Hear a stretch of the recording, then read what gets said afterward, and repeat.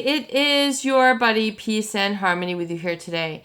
And we're zooming in and focusing in on a very interesting, very focused area of a relationship dynamic with a narcissist or a psychopath.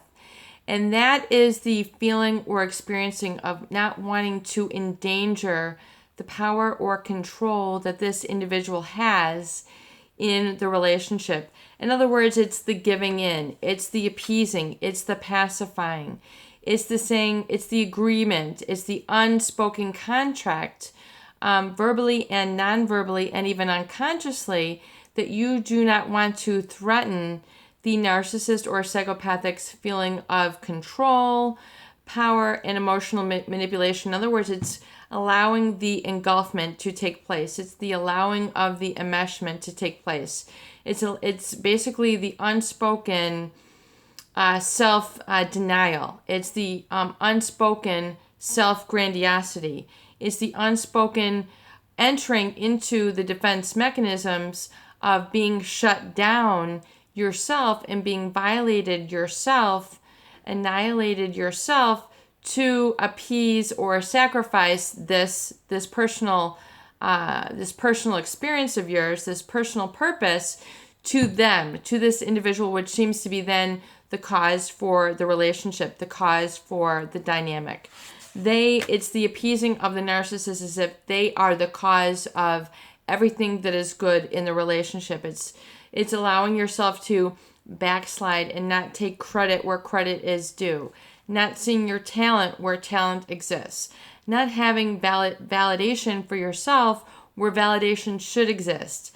It's the annihilation of both your experiences, positive and negative, in order to appease or pacify the individual because of the looming dominance that they seek to take in the relationship, as the narcissist and psychopath will do, because that is what they are all about. That is their personality construct. And we had a great viewer question, was to go in like, what is their thought pattern? And so you can understand that a narcissist just wants it all. They want it all now, and they don't care whatever it is that they have to do to get there. We're going to do that in a whole nother video, but thank you for your inquiry. We will most definitely address that, because I think that's very important to understand and really almost interpret, if you will, like a foreign language. So I want to go a little bit more in depth into really what the experience of empathy is like, so you can understand how it directly is distinguished, or how it is definitively separate from an experience with lack of empathy. Now, because that is oftentimes the area of the wound. Not only is it the pathological importance that this person assumes, but it is the lack of empathy, which means the invalidation of another while simultaneously trying to validate the fact that you are giving in to them.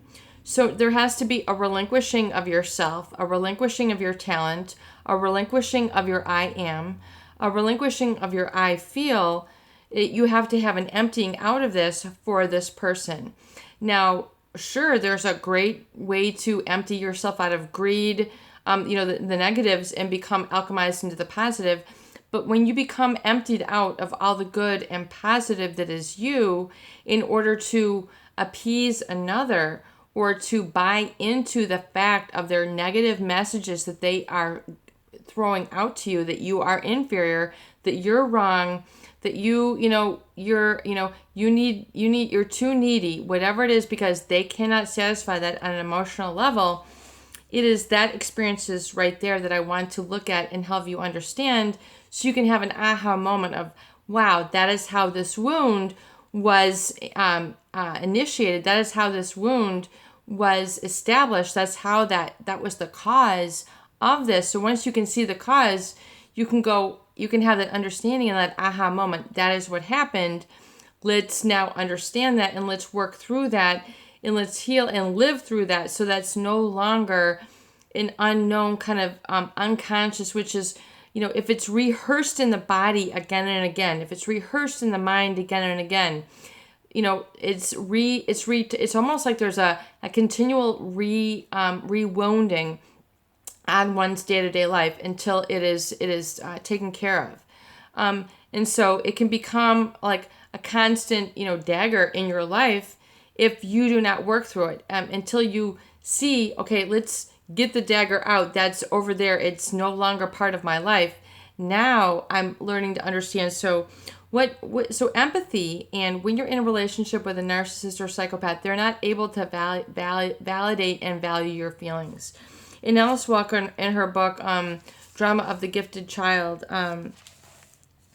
she discusses, it's really a great way that she relays this. And she says basically, for a child can't experience her feelings only when there is someone there who accepts her fully, understands her, and supports her. If that person is missing, if the child must risk losing the mother's love or the love of her substitute in order to feel, then she will repress her emotions. She cannot even experience them sincerely for him or herself. He or she will fail to experience them at all. But they will nevertheless stay in the body, in her cells, stored up as information that can be triggered at a later event. And then basically that later in life, these people will have to deal with situations in which these rudimentary or basic feelings may awaken. Basically, they're stirred up, but without original connection to ever becoming clear. The connection can only be ciphered only when there is an intense emotions have been experienced in therapy or successfully linked with their original situation. In other words, one has to have the initial experience of themselves in life. They can't have the original experience of another in life. Otherwise, it's like you're missing yourself. You're missing that very crucial link. You're missing that very rudimentary, basic, fundamental connection with yourself and life without the threat of fear or without the threat of that this is not right. So it's that whole kind of forward-moving experience. And this is really what does occur in a relationship with a narcissist or a psychopath, especially after the love bombing. It's almost like re-infantilizing of the self. You become, one in the love bombing stage, one is told lies. They're validated in a specific way, but then it's all devalued and discarded. So then it becomes null and void, and it really sort of etches away at that inner experience of your feelings. So then they're all twisted and mixed up.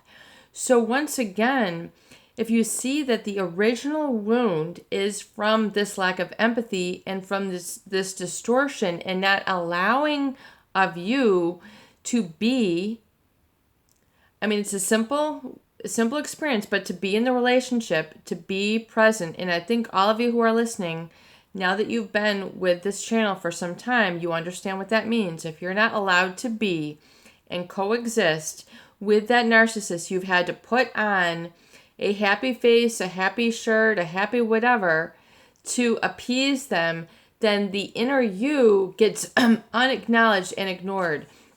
That is the source of the wound, and not allowing whatever feelings that you have repressed to be let out. So the goal now is to recognize that, acknowledge it, accept it, mourn the loss of maybe having an error of judgment or being, caught up in this relationship for however long of time, and to say, wow, thank God I'm here now. I'm standing with my own 2 feet, my own 2 hands, my own 2 eyes and ears.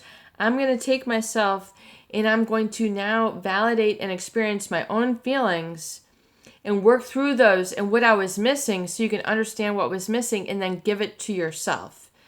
And when you do that, then you have the upper hand with yourself. You are now in control. You're no longer continuing to subjugate yourself to the erroneous messages, the erroneous feelings, and then furthermore, the erroneous thought patterns that then continue and can create, a pervasive mood or even identity moving forward.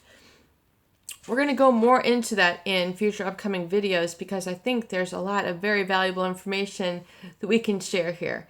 It is your buddy, Peace and Harmony, with you here today, and I hope that these videos do help. Please share and please subscribe, and please donate for more great tools, videos, discussion, and support.